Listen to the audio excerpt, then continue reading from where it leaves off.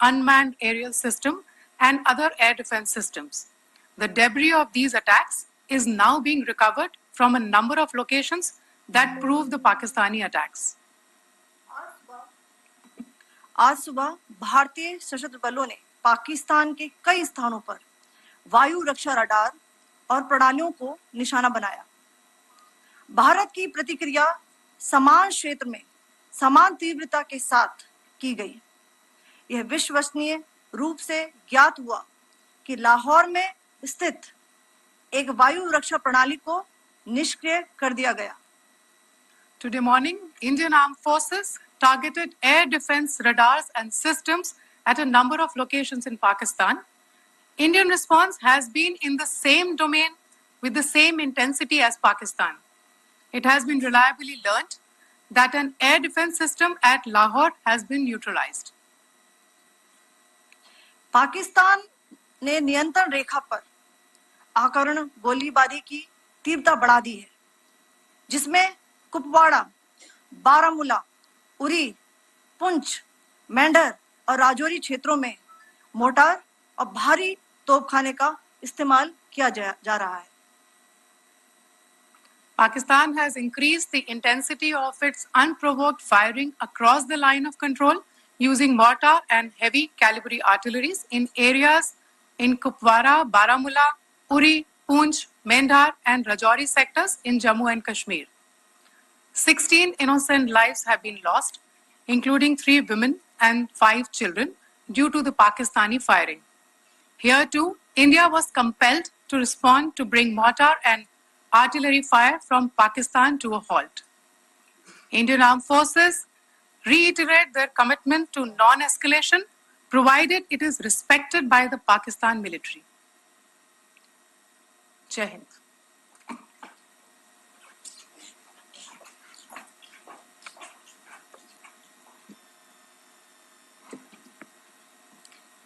Thank you. Friends, this is, as I said, further to the briefing that was provided yesterday and some of the updates that have been just provided by Colonel Qureshi and Wing Commander Singh. I thought that we would just put some of the aspects related to the events that started on 22nd April with the barbaric terror attack in Pahalgam into further context, because there is a certain amount of commentary that has happened with regard to the events since then.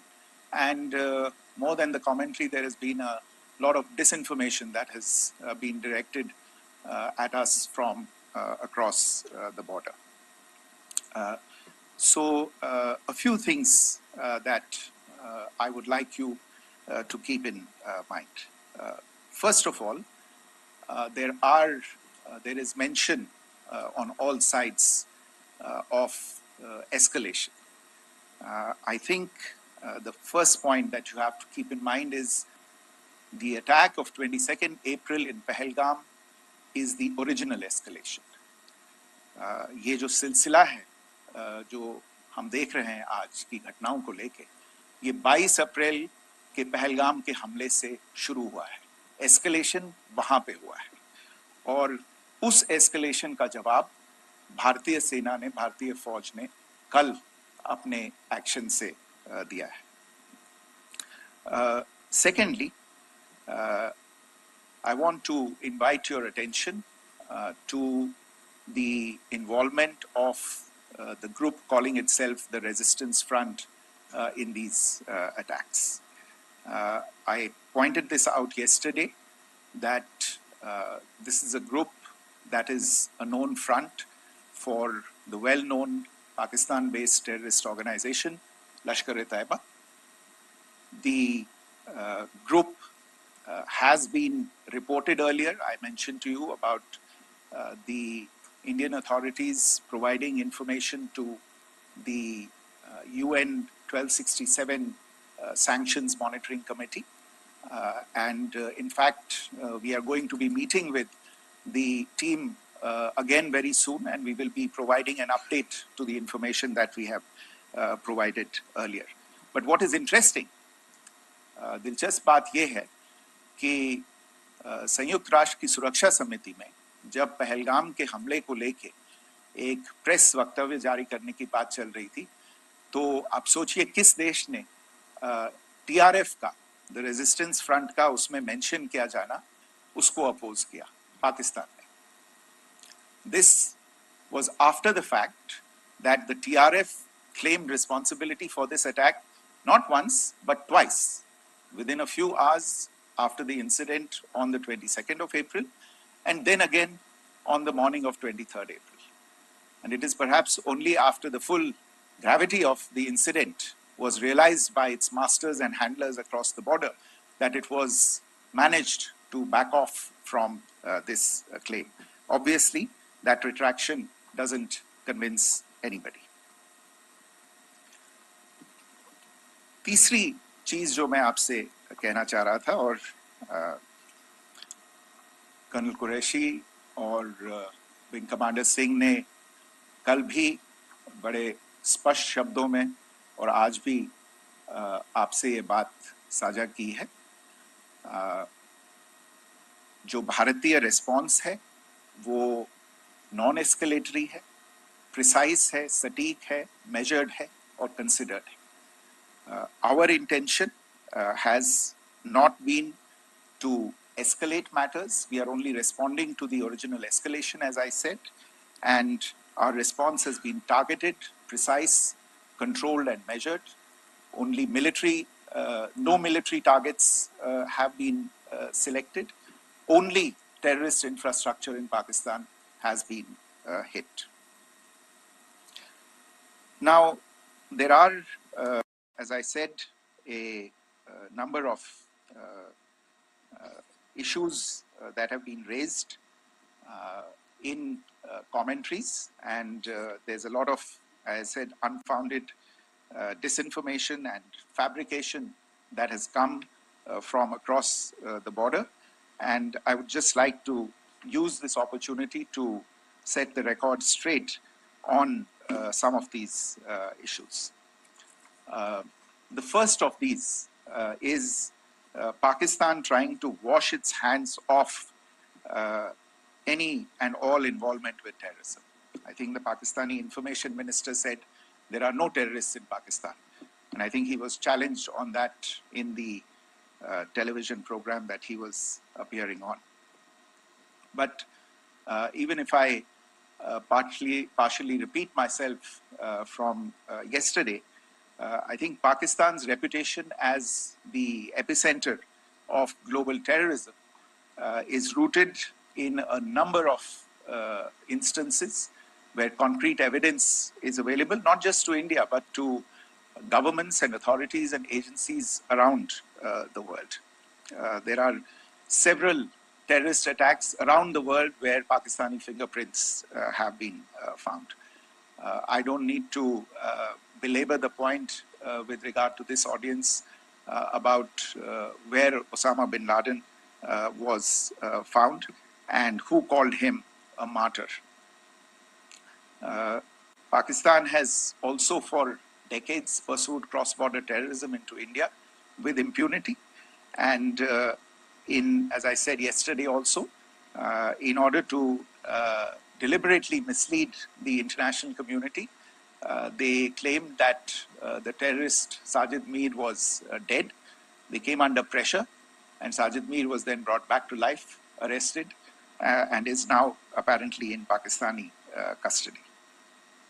Pakistan is also home to a very large number of UN proscribed as well as UN proscribed terrorists, as well as terrorists proscribed by a number of other governments in the world, including, of course, the Lashkar-e-Taiba and the Jaish-e-Mohammed, as well as their leaders, Masood Azhar and Hafiz Mohammed Saeed.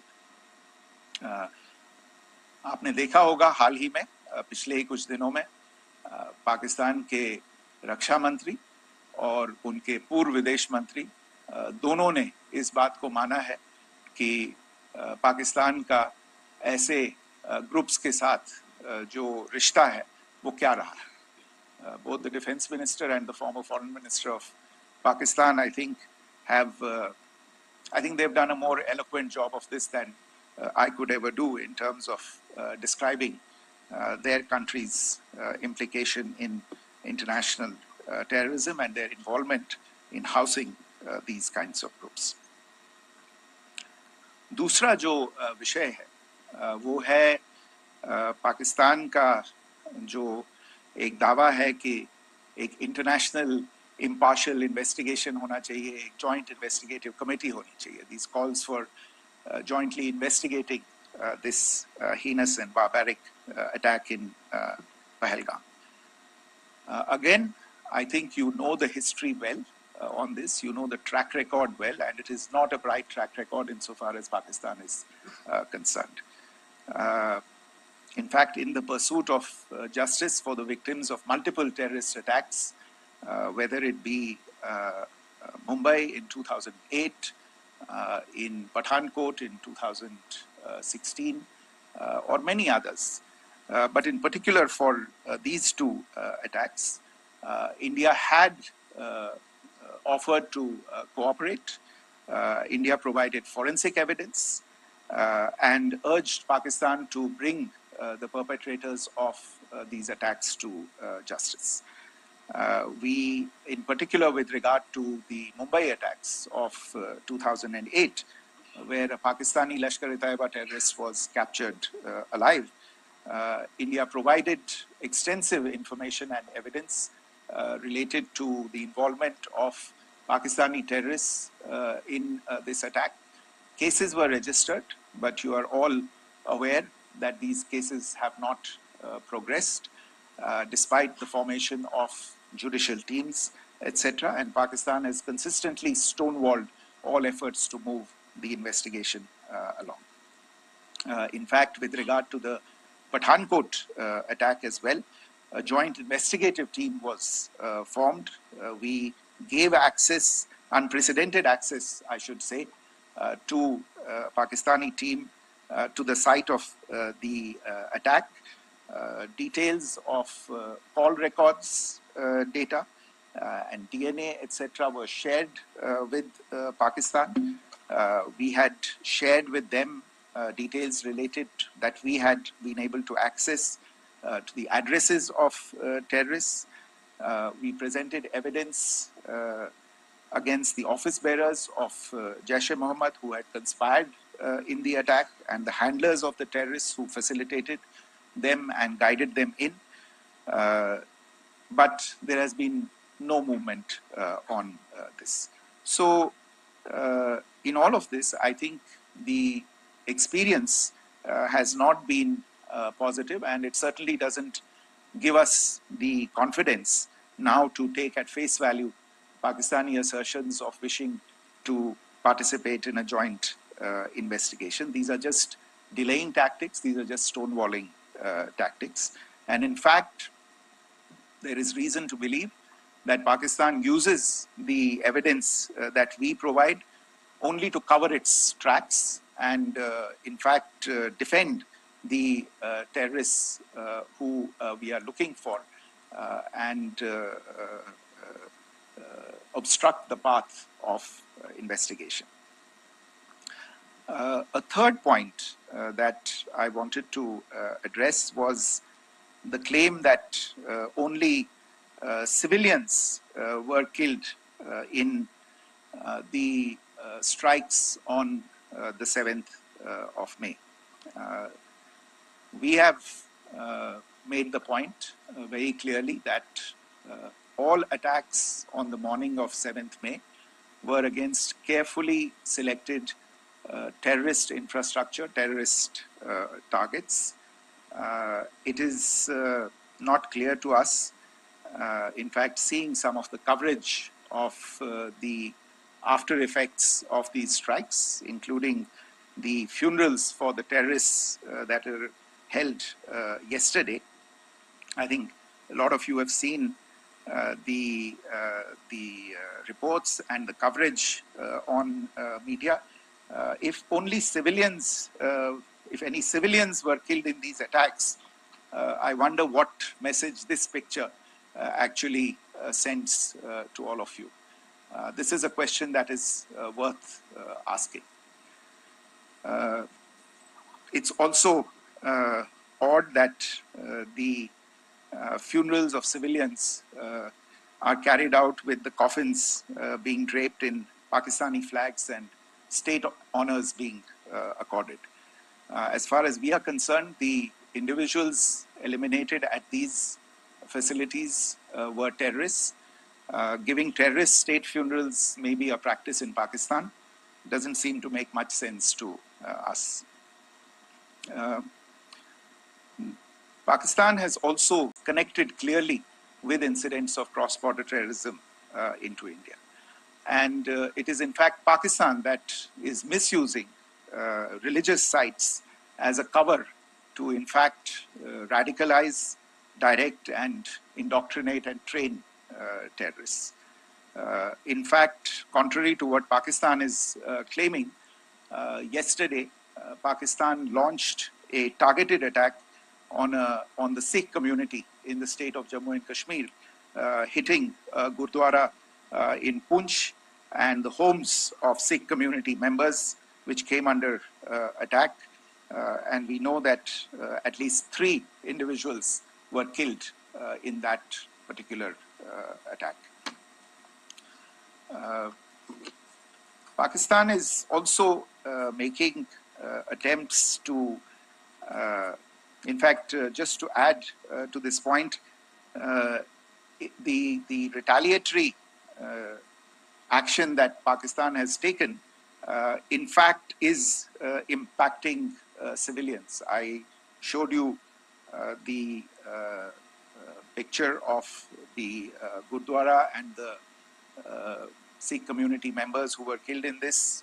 There are other civilians also who've been killed and injured in these attacks.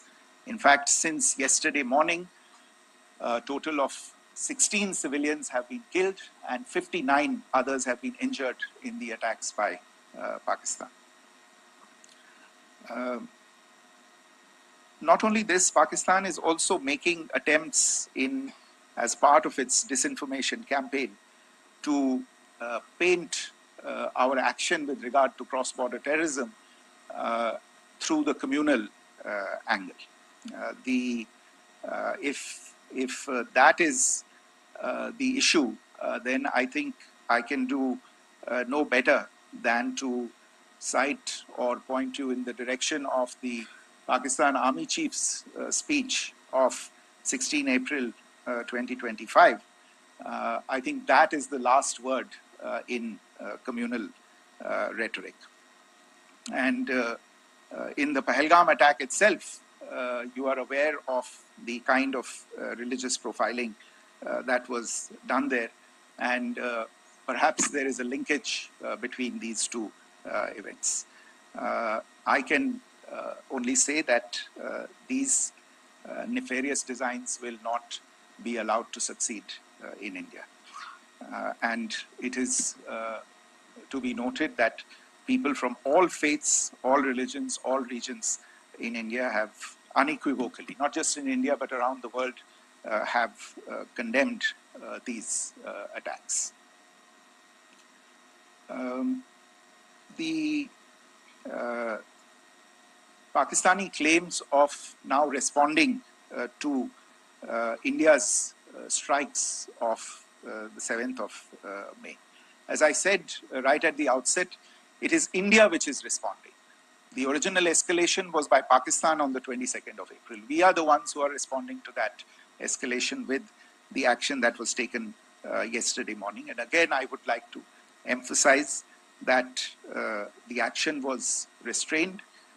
It was directed towards non-civilian, non-military targets and confined to terrorist camps. And again, as we have been saying since yesterday, any further action by Pakistan, some of which we are seeing today, is nothing but escalation by Pakistan now, once again, and will be responded to and is being responded to appropriately.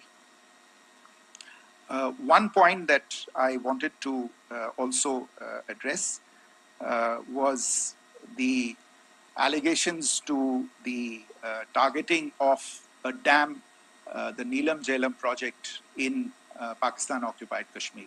I want to say that this is an absolute and complete fabrication and a blatant lie. India has targeted only and only terrorist infrastructure, and the details of that terrorist infrastructure, together with the locations, were shared with you yesterday by Colonel Qureshi and Wing Commander Singh. I should note that if this kind of a claim is a pretext for targeting Indian infrastructure of a similar nature, Pakistan will be entirely responsible for the consequences that will undoubtedly follow. Finally, I want to address the some issues that have been raised related to the Indus Waters Treaty and the disinformation that has been raised in regard to that as well.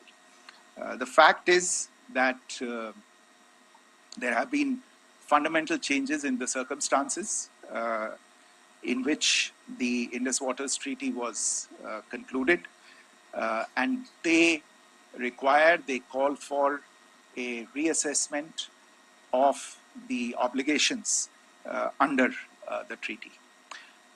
Over the last year and a half to 2 years, India has been in communication with the government of Pakistan. We've sent several notices to them requesting for negotiations to discuss modification of the treaty. India has for 6+ decades now honored the treaty, even during periods when Pakistan imposed multiple wars on us, and even when relations were adversarial. Pakistan is the one that has been acting in violation of the treaty, deliberately creating legal roadblocks in India exercising its legitimate rights on the western rivers. Any projects that India sought to build on the eastern rivers and even on the western rivers, which we are allowed to by the treaty, were always challenged by Pakistan, thereby hampering our rights to utilize our legitimate waters under the treaty. In fact, if you see, the preamble of the treaty itself states that the treaty was concluded in a spirit of goodwill and friendship. Mark those words, concluded in a spirit of goodwill and friendship. ये भारत का धैर्य और भारत की सहनशीलता है जो 65 साल से हम इतनी प्रोवोकेशन के बावजूद इस ट्रीटी को निभा रहे हैं. However, as has been made clear earlier as well, Pakistan has not responded to our requests to enter into negotiations for a reassessment of the obligations under the treaty. A number of conditions have changed. This is a treaty that was based on the engineering techniques of the 50s and the 60s. We are living through the first quarter of the 21st century. Technological changes and technological advancements have to be taken into account. There are demographic changes. There are climate changes that have taken place. There is the imperative of clean energy. And of course, the terrorism that Pakistan has wreaked in the state of Jammu and Kashmir itself has hampered India's ability to exercise its rights under the treaty. Pakistan's persistent refusal to respond to our requests to enter into government-to-government negotiations on the modification of the treaty is, in a sense, itself a violation of the treaty. And therefore, India has taken the step of putting the treaty in abeyance until Pakistan abjures irrevocably its support for cross-border terrorism. Maybe I'll stop there. I mentioned earlier yesterday as well that this is an evolving situation. I would therefore ask all of you to be considerate and restrained. It will not be possible for us or my colleagues from the armed forces to share operational details at this point in time. Beyond that, if you have any questions, may I have time for only a few, and I'll try to answer those questions. Okay, I give the floor to Rishabh. On Secretary, good evening. This is Rishabh from Times Now. I just wanted to understand, as per the press release that has been released earlier today, it says that we have successfully hit at the air defense of Lahore. Does it give our forces a better chances if in case of further escalation? And are there other air defense places as well at strategic location that were targeted? Rishabh, you are violating the first rule that I set out at the end of my remarks. The press release that has been issued by the Ministry of Defense today speaks for itself. It is related to operational matters. It's been released by the Ministry of Defense. As more information becomes available, it will be released at the appropriate time. Once again, please don't go into operational details at this point in time, because this is a constantly evolving situation. Yeah, go ahead. Foreign Secretary Smita Sharma, just wanted to ask, the Pakistani Minister Ishaq Dar in an interview has claimed that the national security advisors of India and Pakistan have spoken to each other. If you could confirm or deny, and is complete severance of diplomatic ties with Pakistan also on the table? I have no information with regard to contacts between the two national security advisors. Insofar as diplomatic relations are concerned, you've seen the steps that were announced in response to the following the meeting of the Cabinet Committee on Security on the 23rd of April. There are no further steps that are under consideration at this moment in time. Here, go ahead. Foreign secretary, मेरा नाम मनीष है, मैं TV9 Bharatvarsh से हूं, और आपने खुद ही बताया कि कितना मिस इन्फॉर्मेशन क्रॉस बॉर्डर से आ रहा है, बल्कि ऐसा लग रहा है जैसे पाकिस्तान के प्राइम मिनिस्टर और डिफेंस मिनिस्टर तक भी प्रोपेगेंडा करने में मिस इन्फॉर्मेशन में आ गए हैं। वो कई बार तो ये तक दावा करते हैं कि हम 3 राफेल हमने गिरा दिया, इतने हमने मिग गिरा दिए, और जब उनसे पूछा जाता है तो वो कहते हैं कि सोशल मीडिया में हमने ये सब चीजें देखी थी। तो अगर आधिकारिक तौर पर अगर आप कुछ कह सकें इस पर, ताकि उन्हें भी समझ में आए कि इस तरह के प्रोपेगेंडा नहीं चलने वाला है। देखिए, जब सही समय होगा तो आधिकारिक तौर पे इसके बारे में सूचना दी जाएगी, लेकिन जो आपका प्रश्न है कि प्रधानमंत्री और उप प्रधानमंत्री और विदेश मंत्री, उनके रक्षा मंत्री इस तरह की बातें कर रहे हैं, तो इसमें अचरज की कोई बात नहीं है।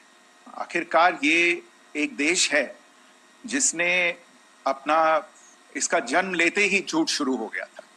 1947 में जब पाकिस्तानी फौज ने जम्मू कश्मीर पे दावा बोला, तो उन्होंने किसी ऐसे वैसे व्यक्ति से नहीं, संयुक्त राष्ट्र से झूठ बोला कि हमारा कोई लेना देना नहीं है इससे। ये लोग जो गए हैं वो तो कबायली हैं। वो तो जब हमारी फौज वहां पे पहुंची और UN के लोग, संयुक्त राष्ट्र के लोग खुद वहां पे पहुंचे, उन्होंने देखा कि वहां तो पाकिस्तानी फौज घुसपैठ करके आ गई है, उसके बाद पाकिस्तान को मुंह की देखनी पड़ी और उनको मानना पड़ा कि हाँ, उनकी फौज वहां पे कुछ समय से पड़ी हुई है। तो ये जो यात्रा है एक तरह से 75 साल पहले शुरू हो चुकी है। तो I am not surprised that this kind of disinformation is being indulged in. Yeah. Siddhant. So Siddhant from Beyond. Sir, we have seen a lot of negative comments coming from the Pakistani military of escalation. If tomorrow there is an escalation, there are strikes, we know one attempt has been thwarted, what will be the Indian response to those attempts of creating more escalation? Because it is looking like it's going towards more escalation. And my second question is, are any other world powers, essentially the P5 countries, the West Asian countries, reaching out to de-escalate the current situation? Look, on escalation, we've already made our stance clear. I mean, there are two basic points. First of all, it is Pakistan that escalated on the 22nd of April. We are only responding to that escalation. And then what we have said yesterday and what my colleagues have said today, that now if there is an attempt at further escalation by Pakistan, it will be responded to in an appropriate domain. And therefore, the choice is entirely that of Pakistan to make.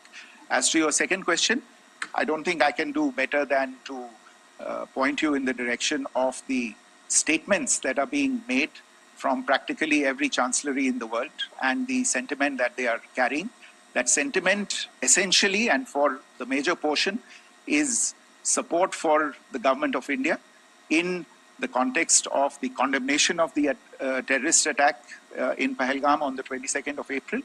There is wide recognition of the government of India's right to respond to these attacks in self-defense, and of course a desire to ensure that there is not further escalation.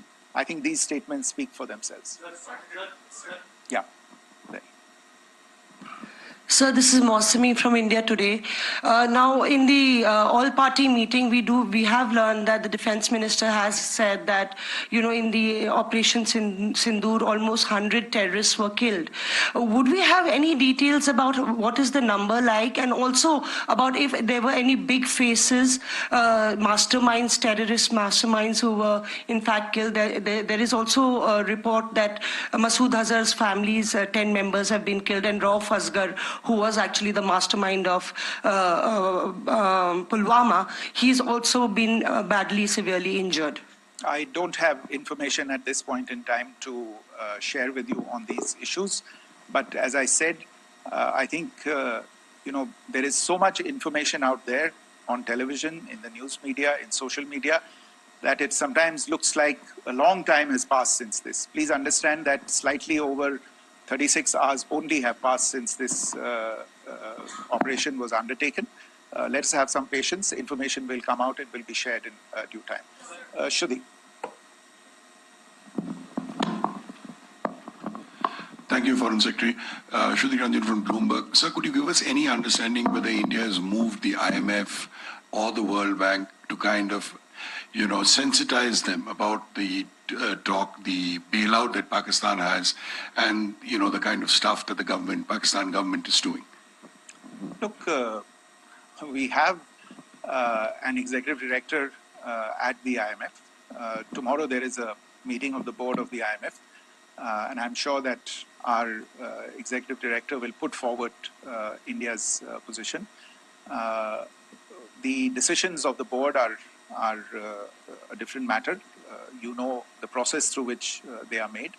But I think the case with regard to Pakistan should be self-evident to those people who generously open their pockets to bail out this country. And since you are from Bloomberg, I think you would have the data on how many IMF bailout programs have been, very good, thank you, have been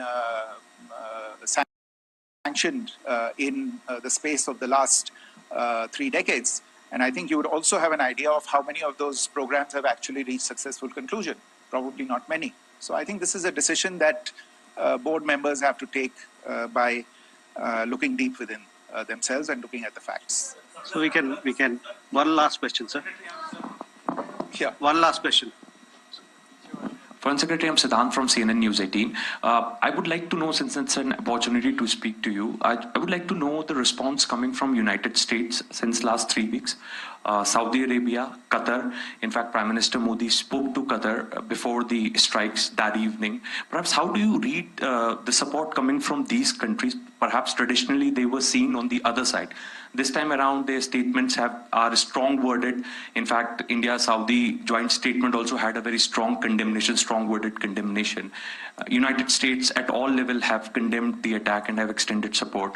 In fact, Saudi Deputy Foreign Minister is in India. He just met EMS Jaishankar. Also, if you could shed some light on his visit, his meeting with EMS Jaishankar. In fact, we have also been told that he met Prime Minister Modi. Thank you. Look, all the countries that you named and many others, we have been in touch with them. The Prime Minister Minister has spoken to a large number of world leaders. A large number of world leaders have called him, as have called the External Affairs Minister. As we speak, there are conversations going on today as well with world leaders. And your assessment or conclusion of the general tenor of these messages is very much on point. And I think this is a recognition of the fact, firstly, of the barbaric nature, the unprecedented nature and character and features of the attack in Pahalgam, and a recognition of India's right to respond to this, and also a recognition of the fact that in responding, we have been nothing but responsible and have done so in a restrained, in a measured, and in a non-escalatory manner. I think that counts for something. People have taken that into account, and that is what is explaining the kinds of reactions that we are seeing. And we appreciate the sentiments and the statements that have been made by the vast majority of world leaders. Yes, the Saudi Minister of State for Foreign Affairs is in Delhi. He had a meeting with the External Affairs Minister earlier today. I don't have further details at this moment, but if there are details, the ministry will share them at some point with you. Thank you. I think that's all we have time for today. We'll join you again soon. Thank you all. Thank you.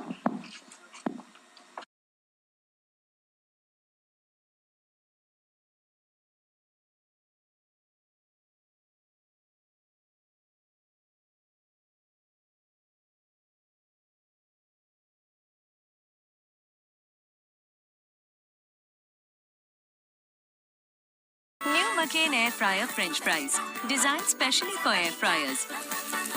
Air fry में McCain बनेगा, मजा बढ़ेगा. The nuclear option. There are people who are saying it's about time that denuclearization of Pakistan should happen. Of course, that's a long-term thing. But a rogue nation like Pakistan, who